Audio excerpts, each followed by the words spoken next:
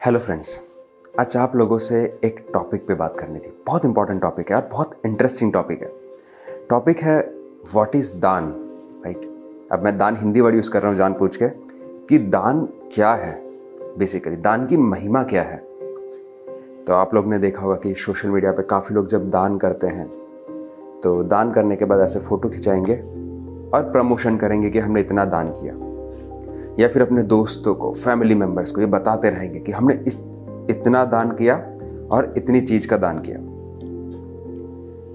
अब बेसिकली दान है क्या? देखिए, जो मेरा समझ है, what I can understand from that, दान यानी giving something without any expectation, वो दान है।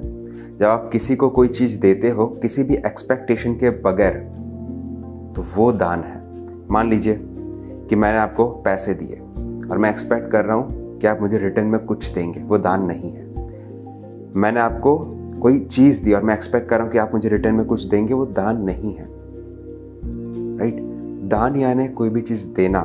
अच्छा, आप लोग कहोगे कि सर जब हम लोग दान देते हैं, लाइक बहुत वेरियस प्लेसेस पे देते हैं, बहुत सारी धार्मिक जगहों पे आप दान देते हैं, बट देखिए दान का कैसा होता है ना, देने के बाद अगर वो आप किसी को बता रहे हो ना, तो आप वहाँ से सबकॉन्शियसली रिस्पेक्ट अर्न करना चाहते हो। यार मैंने इतना दान कर दिया, मतलब लोग आपकी रिस्पेक्ट करें कि मैं दान दे रहा हूँ, आप मेरी रिस्पेक्ट कीजिए। तो you are expecting something from them, तो वो दान नहीं है, ठीक है।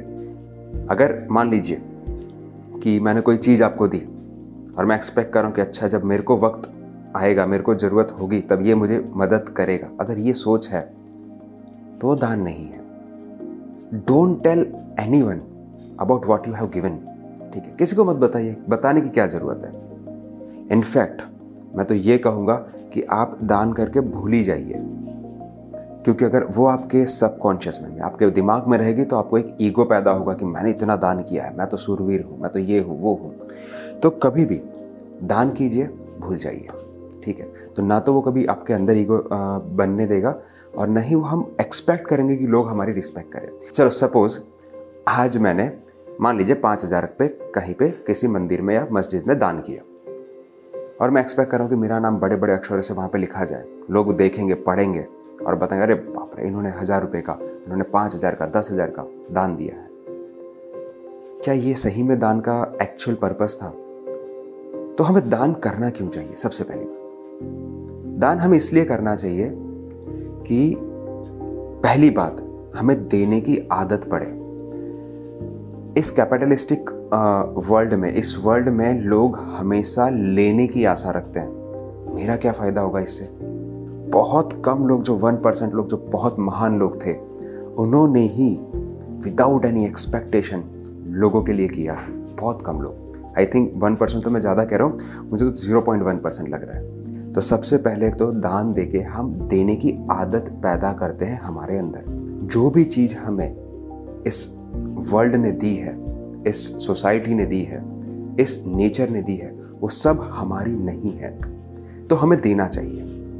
तो देने की आदत होनी चाहिए। तो काफ़ी बार हमने बोल दिया लॉ ऑफ गिविंग, ठीक है। लॉ ऑफ गिविंग का मतलब क्या है? जब आप किसी को देते हो ना, तो ऐसा कहा जाता है कि आपको उससे डबल मिलता है, ये सब कहानी बना दी। अब मुझे नहीं पता कि सही में मिलता है नहीं मिलता है, डोंट नो एग्जैक्टली, बट मैं ये मानता हूँ कि देने से एक खुशी मिलती है आपको।